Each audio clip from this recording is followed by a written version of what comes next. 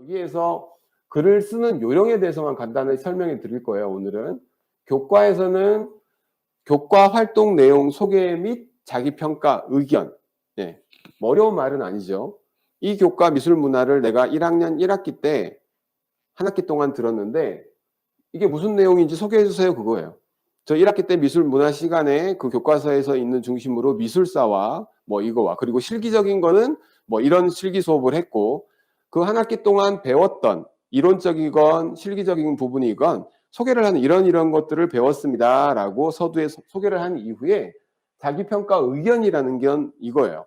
그러니까 제가 이런 수업을 하고 이것도 배웠고 이것도 알게 되고 거기에 대한 수업에 대해서 자기가 평가를 하라는 거예요. 근데 그 평가를 가장 잘못 쓰는 예를 들어주면 이렇게 해서 이런 수업도 하고 저런 수업도 했는데 친구들도 내 작품을 보면 가장 잘했다고 칭찬도 해줬고 선생님이 너무 우수하게 잘 그렸다고 아이들 앞에서 이렇게 칭찬도 해주시면서 굉장히 좋은 성과를 얻어서 그 과목에서 제가 교과 우수상도 탔습니다 라고 의견을 쓰면 이거는 자기평가 의견이 아니에요. 그죠? 우리말이 되게 쉽잖아요. 이거는. 친구가 평가해 준 거는 자기평가가 아니잖아요.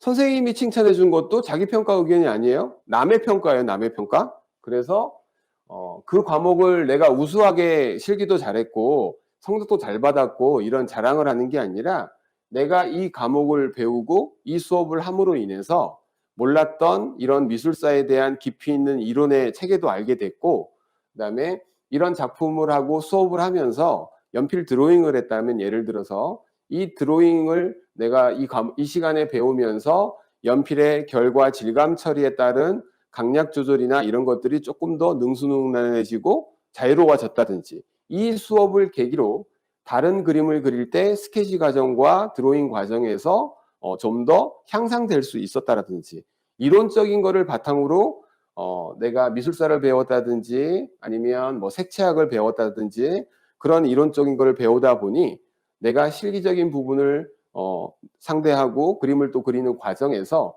그 이론적인 바탕이 좀 더 훌륭한 그림을 그릴 수 있는 밑바탕으로 거름이 됐다든지 그리고 이 수업을 활용해서 다음 실기 대회나 다른 실기를 하는 수업에서도 어떻게 확장을 해서 내가 활용을 하고 있다든지 본인의 의견을 쓰는 겁니다. 네, 이해하셨죠?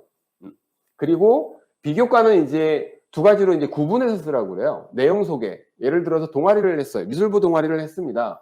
어떤 내용인가요? 이 동아리는 이 동아리에서는 늘 일주일에 한 번씩 모여서 학생들과 뭐 축제 준비를 위한 단체 작품도 저희가 동아리에서 했고요. 축제에서 부스를 만들어서 동아리 부스를 만들어서 이런 활동도 했고요. 그리고 같이 전시 관람도 하고 전시회도 하고 작품 뭐 구성도 하고 그런 내용들을 백자 안으로 이런 활동을 했습니다라고 소개를 하는 거고요. 마찬가지로 아까 교과하고 똑같이 이 항목별로 비교과 활동에 대해서 자기 평가 의견을 쓰라고 그래요. 그것 또한 똑같아요. 제가 수상 경력을 예를 들면 최우수상을 타고 뭐 장려상을 타고 한 거를 자기 평가 의견을 쓸 때 여기 또한 친구들의 칭찬, 선생님들의 칭찬, 그래서 우수한 성과를 거둔 결과에 대해서 쓰는 게 아닙니다. 남의 평가를 쓰면 안 돼요. 내가 이 활동을 하면서 느낀 점, 배운 점, 그리고 깨달은 점. 더 좋은 마무리는 이 배움과 이 활동을 통해서 내가 무엇을 느끼고 무엇을 배우고 무엇을 익혀서 이 활동 이후에 다른 활동과 다른 미술에 대한 오버랩으로 이렇게 잘 활용을 하고 있고 성장하고 있다라는 연계해서 이렇게 배운 거를 써먹고 있다라는 확장성에 대한 얘기를 쓰는 게 가장 그 미활보를 평가하는 평가자들이 가장 좋아하는 마무리입니다. 남의 평가를 절대 쓰면 안 됩니다. 아까도 우리가 교과와 비교과에서 자기평가 의견에 굳이 남의 평가를 나를 우수하다고 밝히고 싶어서 친구들이나 선생님들이나 주변에서 칭찬해 준 걸 쓰면 안 돼요. 이해됐죠? 그건 남의 평가니까요. 종합의견은 아까 설명을 했고요. 이렇게 이제 우리가 홍익대학교 서울을 지원을 하던 세종 캠퍼스를 지원을 하던 그것도 수시를 지원을 하던 정시를 지원을 하던 우리는 미술 활동 보고서를 잘 써서 점수를 많이 받아야 합격을 할 거 아니에요.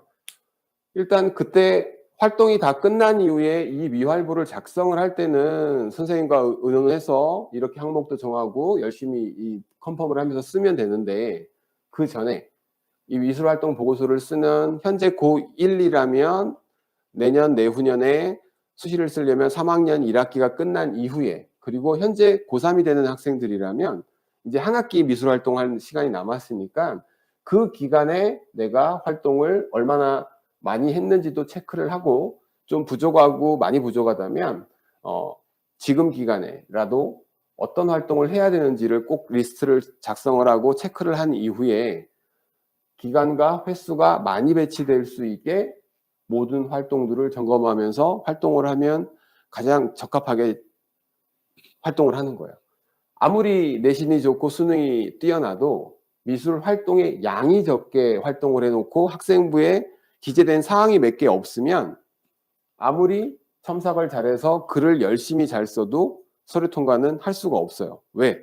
홍익대학교 미활보의 점수의 키포인트는 어떤 활동을 했냐도 중요하지만 특별한 활동을 남들이 안 하는 걸 했다고 해서 좋은 점수를 주는 게 아니라 비교과에서는 무조건 항목별로 오랜 기간 동안 많은 횟수를 한 게 중요하기 때문에 그거를 내가 스스로 여기고 꾸준한 활동과 기간과 횟수를 많이 하지 않은 상태에서 아무리 글을 열심히 써서 국어 선생님이 고쳐주고 아빠가 고쳐주고 이런다고 해서 글을 잘 쓴다고 그래서 서류 점수가 절대 잘 나오는 게 아닙니다.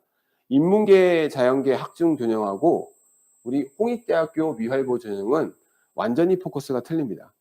다른 학교들 자기소개서에서 활동이 좀 적은데 이 아이의 우수성이 드러나면 그 아이를 선출할 수는 있지만 홍익대학교는 미술의 활동이 고등학교 기간 내에 적게 해서 학생부에 많이 기재가 안 돼 있고 양이 적게 배치가 돼 있는데 그거를 글로써 어떻게 풀어서 특별함을 나타내서 붙을 수 있는 방법이 없어요.